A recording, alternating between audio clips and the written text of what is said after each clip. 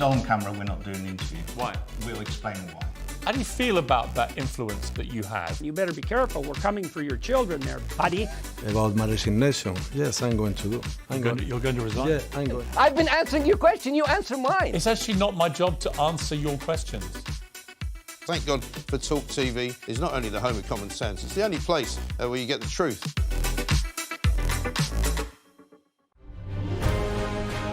On TV, on radio, and on your smartphone. This is TalkTV. Tonight on Piers Morgan Uncensored, Palestinian doctor Izzeldin Abuelaish has lost more than 22 members of his family to war with Israel. Somehow, he still believes passionately in peace. He joins me live. Calls for a ceasefire in Gaza grow ever louder. Should Israel hold its fire? Would that be a gift for Hamas? Cenk Uygur and Rabbi Shmuley go head-to-head. Plus, protesters across the world have been tearing down posters of the Israelis captured and kidnapped by terrorists. This man was caught on camera doing it. I ask him why.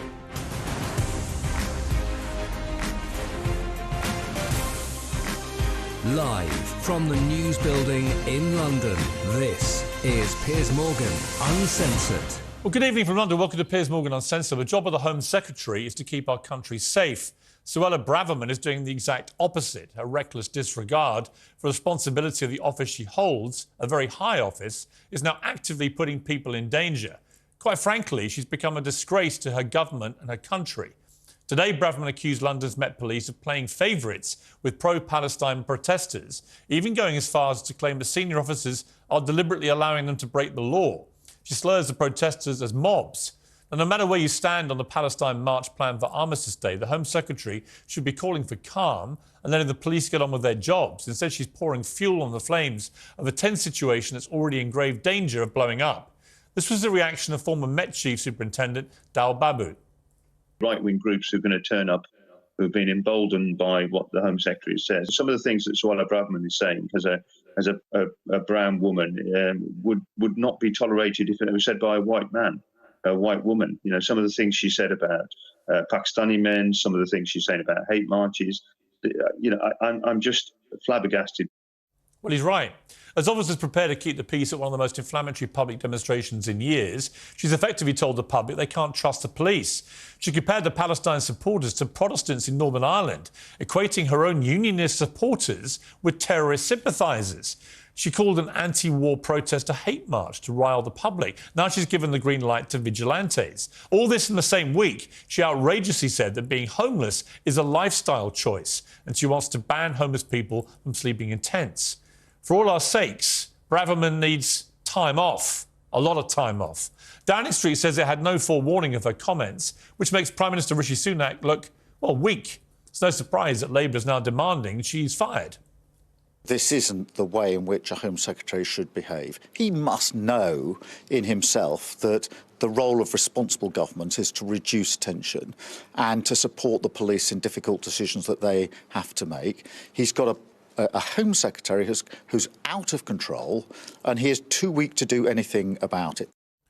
Well, like many people in this country, I feel uncomfortable about the Armistice Day march, but I fundamentally believe in the right to peaceful protest and to freedom of speech. The minority of people who turn up to incite violence or glorify terrorists should be dealt with by the police. There are laws that prohibit this. The police already know that. Now the Home Secretary has sent them into a volatile situation that she's made even more dangerous. Braverman has been fired from this job once before over a massive security breach. Rishi Sunak shouldn't have rehired her. I said that at the time. Now he needs to fire her again, and this time for good. Well, my first guest tonight has lost an unbelievably large number of relatives to war in Gaza. In 2009, tragedy struck Dr. Izzeldin Abuelaish when an Israeli tank shelled his home, claiming the lives of his 3 daughters and a niece. But the current conflict has also taken the lives of many more of his relatives, and Dr. Abuelaish, a trailblazing figure, made history as the first Palestinian doctor to serve in an Israeli hospital. He's a passionate advocate for peace and reconciliation between Israelis and Palestinians, a mission that he encapsulated in his memoir entitled I Shall Not Hate, A Gaza Doctor's Journey on the Path to Peace and Human Dignity. And I feel honoured, actually, to say that Dr. Izzeldin Abuelaish joins me now. Doctor, thank you for coming here today. Thank you so much. I greatly appreciate it. I know we were just talking before we came on air. You were raised in the Jabalia refugee camp. I was born, raised and lived, and my home still in Jabalia camp. And a lot of your relatives have already been killed since October the 7th there. Yes. In these airstrikes. But also you've told me that right now there are ongoing attacks. Yes, they are there in Jabalia camp, living, staying there. They are alive now. I don't know after we finish if they will be alive to talk to them or not. But it's important, Piers, I want to tell you, let us talk, a man to a man. Do you have children? Yes. So, a father to a father, a human to human. You know, once the apple fell down, we discovered the gravity. So let us today discover the humanity and the truth. Because the truth is important based on evidence. Jesus said, seek the truth, and the truth sets you free. And I hope all to be free today from this meeting, and to be human, and to behave as a human, and to advocate only and just only for humanity. How many members of your family have been lost since October the 7th? About 25. October 7th, when I watched it, I found that my sister's house, where my brothers and nieces were there, and this is all the members of the family who were killed. These are all your members of your family? Of the family on the 7th. They became piles, their bodies. This is my niece who was killed. This is her body. This my niece who was engineering, graduated. She was found under the rubble. This is my niece. She is a medical doctor. She was supposed to start her specialty. This, my cousin. This is my nephew, who is a physiotherapist, and he was killed. This is my niece's daughter. And that's what we want to see. These people, they have names. They have faces. And that's what is needed. This is my daughter, Bisan, who was killed 16th of January 2009, who said, to meet violence with violence doesn't solve any problem. There is an alternative way. It's not by action and reaction. It's by being a human and behaving and thinking of others. This is Mayar and Aya. Even my niece, she named her daughter Aya after my daughter. Aya was killed also. These daughters, I raised them to be human, to be advocate for human. I sent them to peace camps. And she said to me... With Israelis? With the Israelis. And she said to me, I found how similar are we. We are similar, but we need to be equal. We need to be free. We need to appreciate the dignity, the freedom of all. Does the life, I want to ask you, does the life of the Palestinians matter as equal to the Israelis or not? Yes. Does the freedom of the Palestinians matter as the freedom of the Israelis? Yes. And that's what always I advocated for. I worked at the hospital when I deliver a baby, the newborn baby. The cry of the newborn baby is a cry of hope, cry of life. But now we are crying blood. Our tears are blood. The children that I helped to deliver, they are free. All of them are free. Why not to run a normal, free life? Medicine for me is a human equalizer, stabilizer, socializer, and harmonizer. So we need to live free, with dignity, with equality in this world. And that's the peace. I fully advocate it.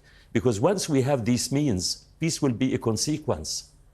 Violence that we talk about, violence, what is violence? Violence when we violate someone's dignity, life, and the human rights. So it's time. And even October 7th proved, because we tried it many times, military means and wars, it's futile. It's a waste of time and lives. It increases bloodshed, animosity, hatred, violence, pain, suffering, and most important is the extremism. The only way is to sit, and I am sure this can't be solved with the military means. It's only by political and diplomatic means, acknowledging the rights of all to live side by side as equal. And that's the only way, without leaving anyone behind. You talked earlier about growing up in the Jabali refugee camp, which was struck, of course, by airstrikes, devastatingly killing members of your family, as you've just recounted so powerfully. What was life like when you were there as a young person? My life as a Palestinian refugee, because I was born as a refugee, my parents were refugees. My grandparents were refugees. They were expelled from their homeland to be thrown as a refugee. And being a refugee, what do we mean by a refugee? You are deprived of your dignity. You become moving in this world naked, exposed. But thanks to our parents, that they lost everything, but they realized the hope is in their children. We have to be educated, and Palestinian people, they invest everything in the education of their children.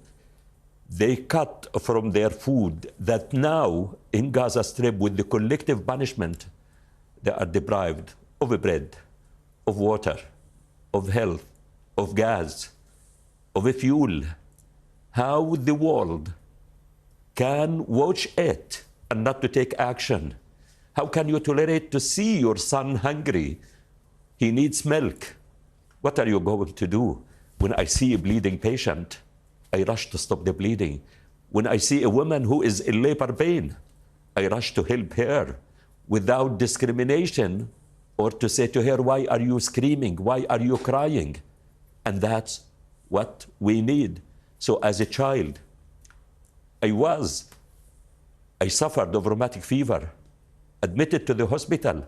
I wanted to be a medical doctor in order to rescue my family from the misery of life. And that's we as Palestinians, we don't believe in the impossible thing. We have hope in our children. I succeeded to get a scholarship to study medicine in Cairo. Everything in life I planned, I succeeded.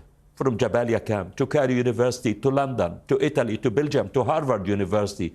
Even when I went to Harvard, the only thing which was standing with me was Palestine flag to be raised. I am Palestinian and the proud Palestinian. And that's what I want the world to hear from the Palestinians. Palestinians are people like others, with hopes, with the plans, with the dreams. They love life and they care about others. And that's what we want the world to hear from us, not to hear about us. The only impossible thing I believe in is to return my daughters back to life. It was 2008, I think, when you lost your wife to cancer.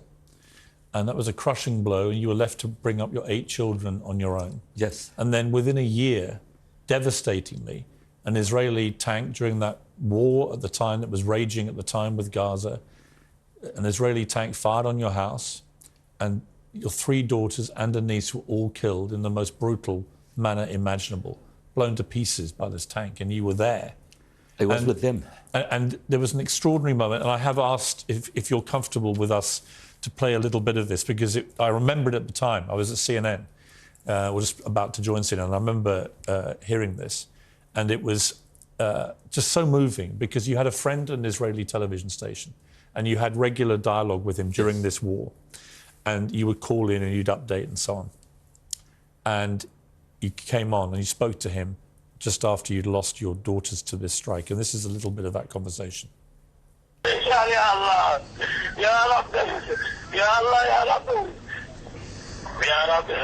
יש לו 8 ילדים שבמשך כל המלחמה הוא הגן עליהם בבית שלו, בבית להיה. אולי הדבר היחיד שאנחנו יכולים לעשות זה לפנות למי שיכול כבר, אולי בצה"ל, בבית שלו. אבולאיש, תגיד לי את הבית שלך, איפה אתה נמצא? אולי ישלחו אמבולנסים אליך, אולי יאפשרו להגיע אליך באמבולנסים. ידידתי, אני רוצה להציל אותם, אבל מתו במאב הראש שלהם, בכאב הראש.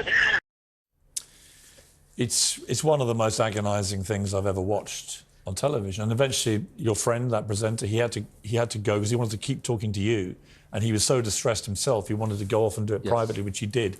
But an agonizing moment for you, for him, for everybody involved in that.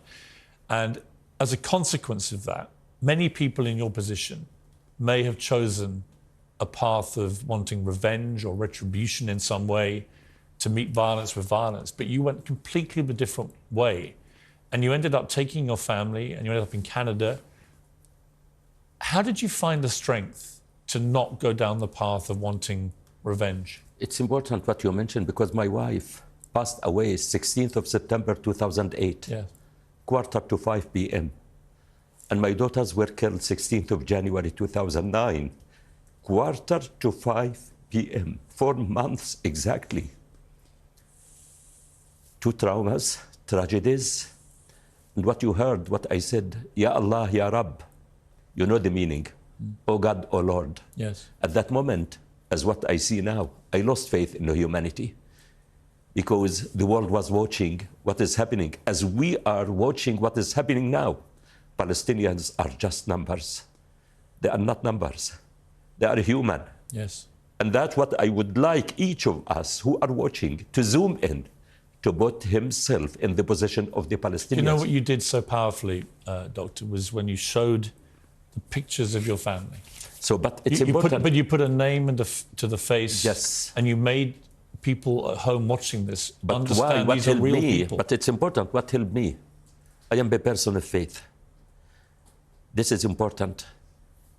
My life experience, my profession as a medical doctor. If a patient dies, I don't stay there. I have to move to the next patient to save, but I need to learn why the first patient died and what are the causes, the triggers of the death of that patient. Let's just pause there. I've got to take a break. When we come back, I want to talk about the root cause of all this, and I want to talk about how you believe from this current nightmare, not least for you and your family, we can somehow maybe get to peace. I think you're one of the best people to talk to about that. So we'll be back after the break with Dr. Abuelaish.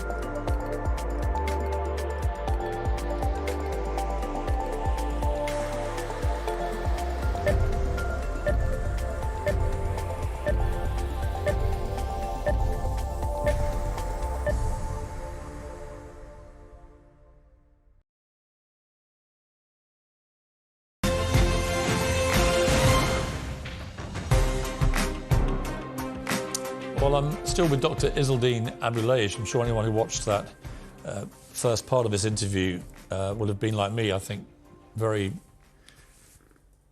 taken aback by the eloquence that you talk with, the courage that you speak with. It's really palpable. And I'm just so glad you came in to do this with me face to face so I can really feel it from you, because you're so right. Palestinian lives are as important as Israeli lives. And, you know, here's the question I want to ask you. How do we? Your entire life has been ravaged by this conflict, from when you were a baby to now. And you've lost so many members of your family, and you're losing them as we speak, probably, horrifically, in this camp that you grew up in. It's like this vicious circle that never ends. How do we end it? Yeah, we need to understand the root causes of the problem. The Palestinian people and the Israeli people. And I described it. We are like conjoined twins. We have no other way than to live together. And when we speak about peace, and the people, they talk about peace, peace is not just a word. Peace is a way of life that we believe in it. And there are, between whom we want peace. Peace is a relationship between me and you. Even peace is a relationship between us and the earth, that we damage the earth with the climate change. And there are certain requirements for peace. We need justice, equality, freedom. Human rights, right? Equal rights. Yes, equal rights. Then peace will be a consequence of that. Can peace ever be achieved now if Hamas are in charge in Gaza? As I mentioned to you, it's about Palestinian people and then Israeli people. It's not about Palestinians and the settlers, Smotrich or Ben Gvir or those settlers. We want peace between the people, and that's what is needed. Palestinians and Israelis, we are created. But that has to, in the end, that has to be a political solution. It's the only way. But do you think on either side there is the leadership there that can possibly forge peace? Believe me, even if there is no, we need the international community to bring them, and we have the platform, we have the international resolutions, we have the human rights resolutions, because ending the conflict, all of the world will benefit from it.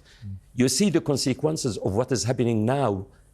The consequences are spreading everywhere in the world. You see it in UK, polarization, the marshes, everything. So when we solve the conflict there, all of the world will benefit from it. Why do you think it's not been solved yet? I mean, I look at Northern Ireland, for example, which was 3 decades or more of violence, but eventually it got resolved.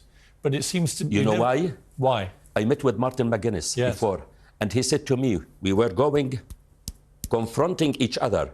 Once we started to move side by side as equal, we put an end to that. And that's what we need, the international community, the world, that we can, Palestinians and Israelis, to move side by side as equal with dignity and respect of the human rights, not as fighters, because a small room can't accommodate 2 fighters, but it can accommodate hundreds of friends. And that's the only way. And we are so close to each other. The commonalities between Palestinians and Israelis more than anyone else. So we need to use it, but based, as I said, on equality, respect of the human rights. Dignity of the Palestinians is equal to the dignity of the Israelis. The freedom of the Palestinians, even I go far beyond that. The Israelis' freedom, safety, security, a future, and independence is linked and dependent on the Palestinians. We are one, we are conjoined twins, we can't separate it. So it's time to understand also military means and power will never put an end to this. Do you, obviously you dream of this, but do you think it's a realistic dream that in your lifetime you can have a 2-state solution with Israel and Palestine, both identifying each other as states, and people living with equal human rights? Do you think that's possible? As I said to you, nothing is impossible in life. If there is a will, there is a way. And that's what is needed. And that's what is needed. Even if the Palestinians and the Israelis, there is a challenge, we need the involvement of the international community based on fair intervention, based on the, because we want to have order in this world. We want, you know, this order, because we live in a discordant world these days. So we want to resume trust in the international community. In order, the people in this world, they lost safety, security, trust. So we want to resume it. And that's the only way to start with the Palestinian-Israeli conflict based on the human rights conventions, the international resolutions, and to resume trust in the international institutions. Believe me, I see it. Yes. It can be quickly. If I ask you before, Yasser Arafat will meet with Rabin and to shake hands. 1 year before 94, are you crazy? Yeah. They will not. Yeah. And they met. They were calling Yasser Arafat as a terrorist, but then he became a hero. Nelson Mandela, yes, he was a terrorist. Yeah. But he was from his side, he was a freedom fighter. And that's what we need. We need wisdom, we need the rational people, we need the involvement of the international community. Doctor, we've run out of time on this interview, and I know you want to go and find out what's happening to your family right now. I would love to stay in touch with you. I would love you to come back on the show regularly and we talk about this because you're such a powerful voice. Thank you. Thank you so much, my dear. And my heart goes out to you for what's happened to your family. Thank you so much. It really does. For all the family members you've lost. Thank you. For all of the Palestinians and the Israelis. Yes. You are an amazing voice. Thank you. Thank you very much indeed. Thank you. A remarkable man, Dr. Izzeldin Abuelaish.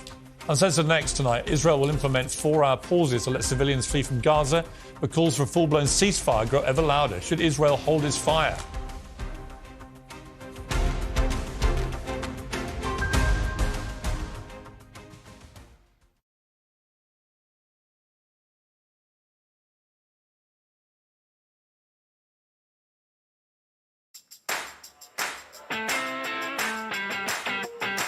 We're here. Good morning, everybody. Hope you're well. Thanks for joining us. You're watching the Independent Republic of Mike Graham right here on TalkTV. Welcome to Friday Night with Nadine. Here on Primetime, we like to speak to the business people behind big moments. Good evening, I'm Piers Morgan, Uncensored in New York City. Very impressive. Well played. I'm 3 days into the job. What have I done wrong? Yeah. And your face just stared out at me. Me and you conquer time. Who wins? You. Do you know what I love about Talk Today? We do it all. Sunak, Suella, scones. Are you actually speech rating for Rishi Sunak? I'm so rich.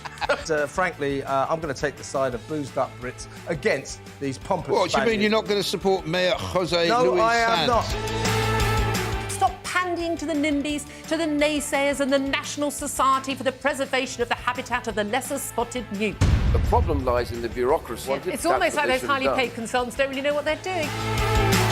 The first thing they teach you in weather school is never confuse dog walkers with doggers. Twitter, you sons of Can you please reinstate my account? Yeah, Thank you. There's a threat that you'd be worried about. So are you saying that you're being overwhelmed, that you're inundated? We are really working hard for you. We're just asking patients to be patient with us. Are we only going to be trusting sources like Meta and Google and Facebook and X, formerly known as Twitter? Where is our unbiased news going to come from?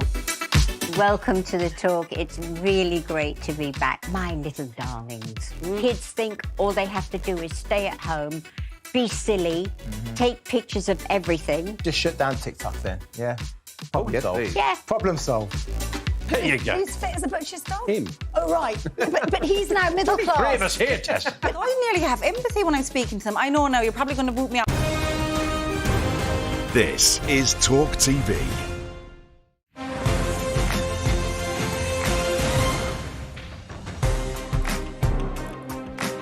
Welcome back. The G7, including the UK and US, is calling for humanitarian pauses in Gaza. Many other countries in the Middle East are demanding a full ceasefire. Israel has ruled out a ceasefire, while Hamas holds around 240 hostages who were kidnapped during the deadly terror attacks on October the 7th. It says there's already tactical pauses in its daily assaults on the Gaza Strip, where more than 10,500 people reportedly now being killed in Gaza, including over 4,000 children, according to the Hamas-run health ministry. On Sunday, the Pope made an urgent plea to stop the conflict, saying, "I pray to you to stop in the name of God, cease the fire." So with so much bloodshed, is it time for a ceasefire? Joining me now to discuss this, America's rabbi and best-selling author, Rabbi Shmuley, and welcome back to Young Turks creator and Democratic presidential challenger, Cenk Uygur. Well, welcome to both of you. Cenk, let me start with you. Many people are calling for a ceasefire. Queen Rania of Jordan, Angelina Jolie, Arab leaders, and so on. I presume you would agree with that.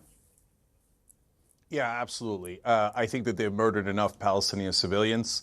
And even Netanyahu, in an interview with ABC News, said, now that we're on the ground, we're finally pressuring Hamas on hostages. Oh, so the 7,000 bombs you dropped were totally useless and collective punishment, and your attempt to murder civilians on purpose as some sort of sick vengeance. So please stop the murders, ceasefire right now. Rabbi Shmuley, your response. Cenk is polling in the Democratic presidential primaries at 0%, nothing. He has a greater likelihood of being elected the new king of France. And don't interrupt me, please. And the reason is that the American people are decent. They understand that Cenk's anti-Semitism, which he has voiced on your show repeatedly, calling Jews genocidaires, and this is the eve of Kristallnacht, the 85th anniversary of the start of the Holocaust. He would deny the Jewish people the only dignity left to us, that we were victims of genocide, and he would say that we are the Nazis, we are the Gestapo, for simply wanting to defend ourselves against the brutality and the savagery of Hamas. Cenk, you'll have your turn. Just show some decency. If you're not going to show it to my people, show it to me and show it to the viewers of the show. Stop. But who is lying. surprised Everything that a you said man? is a lie. Who is surprised that a man the name of whose podcast is Young Turks, who perpetrated the Armenian genocide? The Young Turks is like calling your podcast the Young Nazis, the Young Gestapo. They killed 1.5 to 2 million Armenians between 1915 and 1918.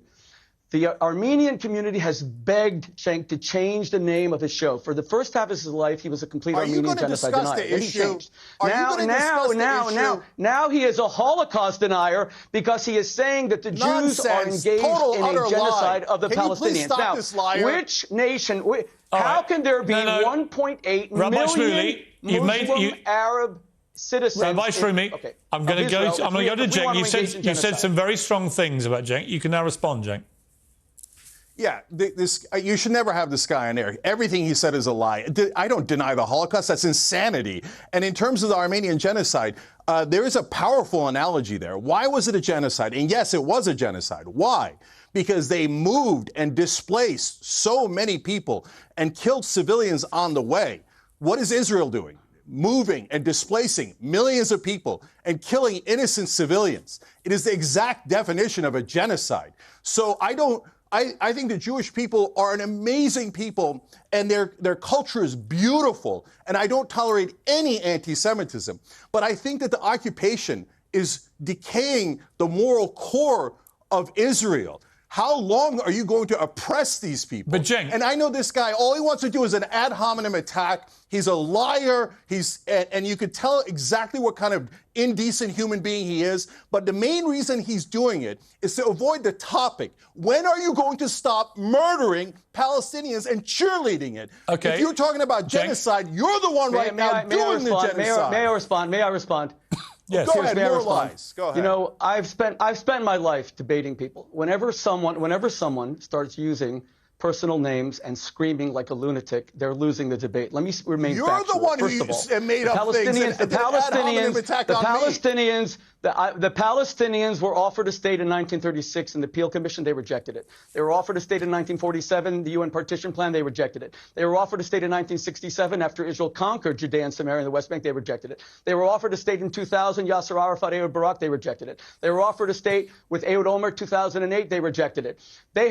Israel unilaterally withdrew from Gaza in 2005, and they did not create a state. In fact, where were you, Cenk, when you say that you care about Palestinian children, when Hamas stole the highest rate of per capita international foreign aid, larger than the Marshall Plan, from Palestinian children, did not build schools for them, did not build hospitals, took all the money to buy bombs and to build a network of tunnels, which is larger than the New York subway system. Where were you then? Why did you only come up now? In fact, when Bashar al-Assad killed 600,000 children, Arab children, when he gassed them with mustard gas, my organization took out full-page New York Times ads to protect them from sarin gas. Where were you then? You don't care about Arab children. You are a Jew hater, defined as someone who only wants to lie and say that the Jews are genocidaires.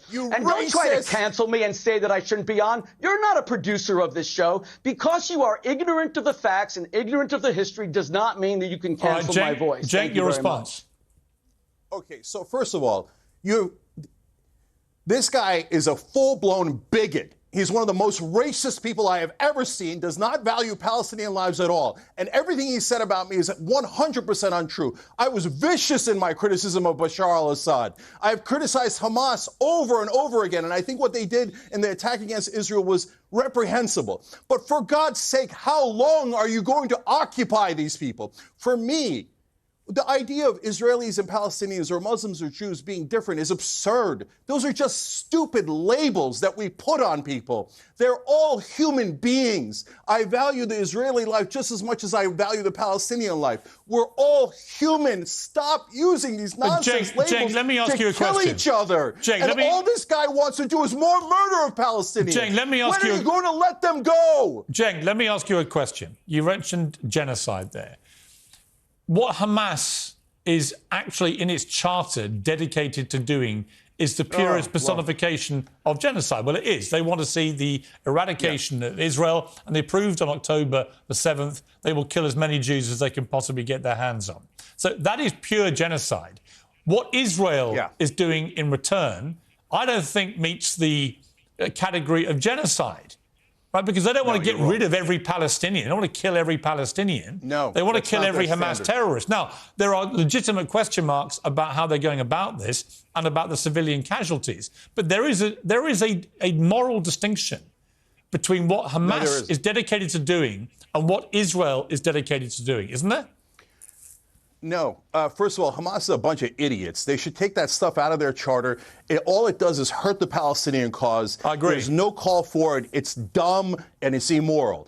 But Hamas claims that they would like to do these things, and from time to time they do these attacks that are horrible and they should never do. But Israel actually kills Palestinians, actually occupies Palestine, actually denies the Palestinians a state. So there's this absurd talk of like, oh, if Hamas was super powerful, they might deny Israel its existence. Except Israel does exist. And the Palestinian state does not exist because Israel is blocking their state. So stop using, and I'm not saying it to you, Piers, but this propaganda, hold on. You know, Cenk, you and I are almost the same age, and I'm actually quite worried for how upset you get on TV. You got to protect your health. You're just kind of losing it. Now, calm down. Because I'm upset that you keep advocating when for you the keep murder on of saying, civilians. Cenk, you have like to a stop terrorist. yelling. You have to stop screaming, and you need to know the facts. The Palestinians were offered a state 7 times, and they rejected it 7 times. Bill Clinton told Yasser Arafat in 2000, you have made me a failure as president because Israel was giving you 97% of Judea and Samaria and the old city of Jerusalem. And Ehud Barak even offered the Temple Mount, the holiest site in Judaism, and the Palestinians rejected it. You simply don't know the history. Read a book. In fact, read a Wikipedia article before you get on TV. Number 2, you know, you made a very good point before, Piers, that Winston Churchill is the greatest British statesman and hero of the 20th century. Let's remember, when Churchill was faced with a genocidal threat of the Nazis, you know what he did, which Israel would never consider doing? He laid waste to 70% of Dresden, Essen, Cologne, Berlin. He eviscerated Germany and turned it into a parking lot, murdering about 6 million German civilians. Israel has never even considered doing 1,000th of that. And FDR acquiesced to it, and he's considered our greatest president of the 20th century. And then Harry Truman dropped 2 atomic bombs on Nagasaki, Hiroshima. So and Israel has nuclear weapons, has never considered doing that. Israel opened up humanitarian okay, let me come at you, begging Rabbi, the government. So I have one question. I want to come back to you on 2 points. Simple question, Cenk. I want to ask you a question, Rabbi. Call Winston Churchill a war criminal on this show today. Will you call Churchill a war criminal? All right, Cenk, answer that question. Okay, so Rabbi Shmuley, if you're actually a rabbi, the standards of history have changed. So the Mongols went into Baghdad and killed every man, woman, and child, killed 800,000 people, the largest city in the world. Now, we don't live by those standards anymore. And right now, if a modern British prime minister or American president advocated for dropping a nuclear bomb in Japan or killing 70% of the people that live in Dresden, you're damn right I'd call him a war criminal. It's a different situation today than it was in the past. And so what you're saying is, hey, we only murdered 10,000 civilians, and wantonly and recklessly, and we only did a partial genocide, so we're not as guilty. I'm not buying it at all. Rabbi Shmuley, I want to ask you a question. Okay, hang on, Rabbi, I want to ask you a question, which is this, which is the unique scenario in Gaza, is that nearly half of the civilian population are children. They have nothing to do with this. They're not politicians. They're not in Hamas. They're not terrorists. They're not military. They're kids. And they are in their thousands being killed here. And I ask you, really, is there any limit, you as a rabbi, of the number of children who need to be killed to get rid of Hamas here? Or is there no limit? Of course there's a limit. We mourn the death of every Arab, Muslim, Palestinian child as if a Jewish child died. They are absolutely equal before God. That's why Israel withdrew completely and utterly in 2005, something that Cenk will not even acknowledge. There isn't one Israeli soldier, there wasn't until this new invasion, because of the attack on Sderot. I went to those places. Piers, I was there 2 weeks ago. I saw the blood caked on the walls, congealed to 3 or 4 inches. I saw the knives that were used to murder entire families. We saw the place where Thai, not Jewish, Thai farm workers who were growing pumpkins were beheaded.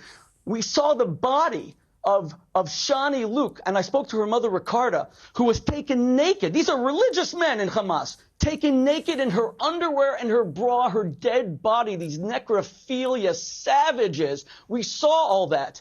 How many Palestinian children need to die? God forbid, not one. All Hamas needs to do is let the civilian population go south. Stop using them as human shields. Hamas wants these Palestinian children to die. Every Palestinian child to Hamas is a bulletproof vest. But you said they exist for no other reason than to humiliate Israel. Okay. Let them go south and be safe. Okay. But Hamas wants them. But Rabbi Shmuley, it's Hamas's fault, it's Hamas's fault, it's Hamas's fault. Rabbi Shmuley, you did say there is a limit. What is that limit? Piers, it's hard to put a number on how many people Hamas is prepared to allow to die in order to destroy the state of Israel. Remember, Hamas's motto is from the sea, from sea to sea, Israel will be, Palestine will be free. It's the annihilation of every Jew. Iran calls for it openly. A second Holocaust. This is the eve of Kristallnacht. I don't want to put a number on how many Palestinian children. I want a ceasefire right now. Hamas must surrender unconditionally, just like FDR and just like Churchill demanded of the Nazis, unconditional surrender, release the hostages. We get a ceasefire right now. Cenk, let me ask you to call for a ceasefire by having Hamas, who you think actually cares about the Palestinian population, to announce their surrender. Call for their surrender right now. They launched this attack unprovoked against Israel. They slaughtered 1,400 people. They are holding little babies whose diapers need to be changed as hostages. Call for them to surrender unconditionally. All right, Cenk, final word to you. Can we... Okay. So, look, all this is nonsense. First of all, Israel did not withdraw. They control the borders of Gaza 100%. And as you can tell now, they cut off the water and power anytime they want.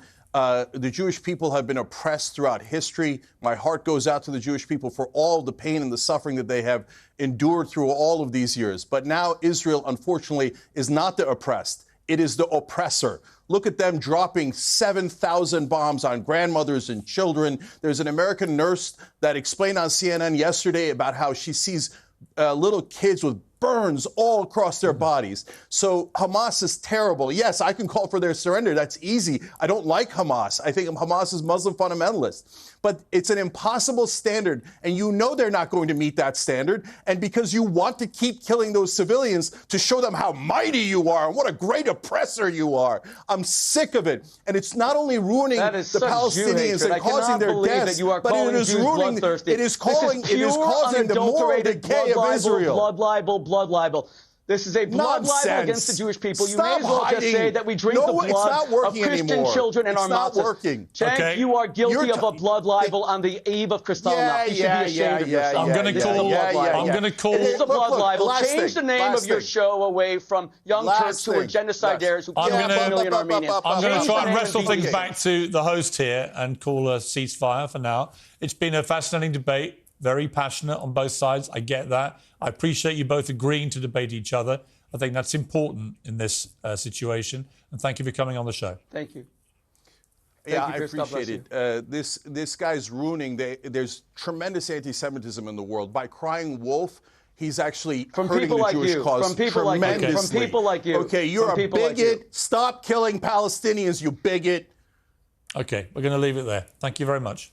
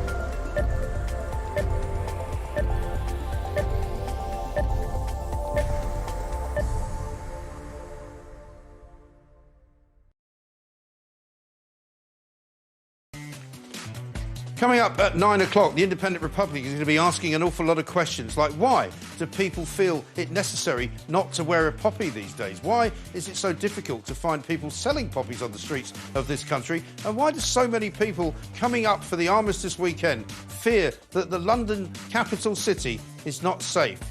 Not for them, not this weekend. It's all coming up.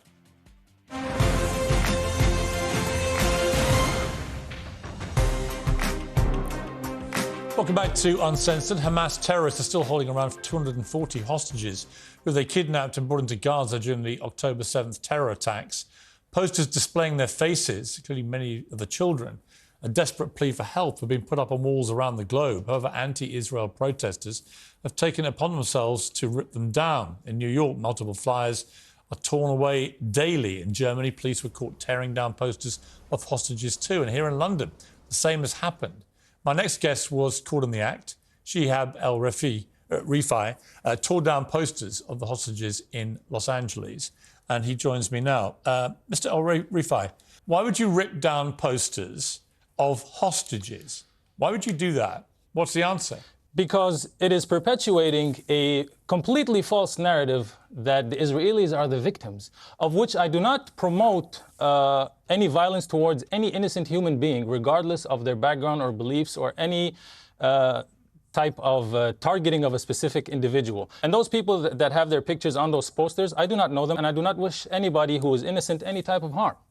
It is more of a symbolic gesture because it is pathetic propaganda that they are putting into civilian areas that we are living in, and they're perpetuating this narrative to keep subconsciously programming people to think that Hamas are terrorists. Let me tell you what let me not even refer to Hamas, just the Palestinian people in general and Muslim people in general. Yeah, let me tell you the just like 9/11. Let me tell you the context of where you did this. You were several blocks down from the Holocaust Museum in Los Angeles. There are many Jewish people who live in Los Angeles, and these 240 hostages include grandmothers who escaped the Holocaust. They include 3-month-old babies. They include many children, and their families are understandably desperate for information about where they are and whether they're still alive.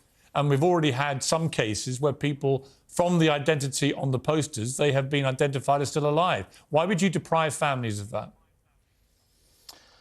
All due respect to anybody who is suffering the loss of people that they love, which many people around the world are currently suffering from, but there's always a spotlight on a specific demographic of people. Because apparently, just like George Orwell would say, some people are more equal than others. And also a very important clarification that needs to be done is the difference between Zionism and Judaism. Zionism is a political ideology that is using Judaism as a front to push its agenda, whereas Judaism is simply a religion of which my own religion Why don't you answer my questions? Stems from. Would you like me to show? We're talking about 240 people. Why are you laughing? What's possibly funny about this? Because if you have the background information that I have about the world in general and how politics is a game and war is business, you'd realize why this. I'm not laughing at people suffering, not at all. I completely were just laughing. Wish that to happen to You anyone. were literally laughing as I asked you about 240 hostages, including a 3-month-old baby. What about all the people that are getting obliterated in Gaza right now? Why don't you stop playing whataboutery? Why don't you stop playing whataboutery? There are mass protests What going happened on. to the hostage, There that are old lady? mass Hold protests. on. To be clear, Hold on. What happened to the old lady that was released and she shook his hand before leaving? There are mass protests. I'd appreciate if you don't interrupt me. There are mass protests all over the world, pro-Palestinian protests. I haven't joined a single protest. They are being allowed. Hold on. They are being allowed to happen. I have not joined a single protest. But they're being allowed to happen. I would like to send a message to those protesters and protesters around the world. When you go out into the street begging your so-called leaders to do something, why don't you do something yourself? Why do we keep giving the authority and power to certain pathetic individuals who have no competence to be in the positions that they're in to continue having the quote-unquote power? The power is within each and every single individual, which is something we have completely forgotten. And this is how they have people like puppets on strings.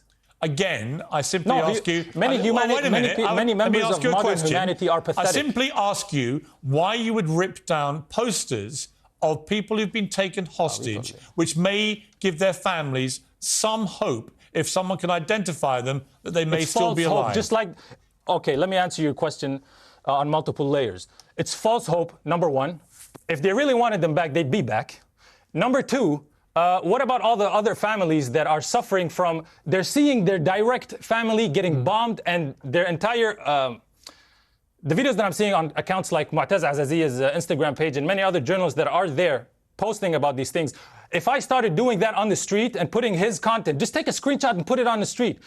Los Angeles and any place that is of a civilian manner is not going to be civilian anymore. It's going to be too graphic for people to walk around on the streets and live the rest of their lives.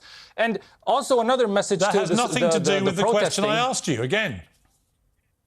Nothing to do with it. You're not answering the question. Maybe you're not understanding the nuances of my communication. You know what? I've got to be honest with you. I don't really care about your subtle nuances or you thinking it's all entertaining. No, because it's a multi-layered situation. It's not multi-layered.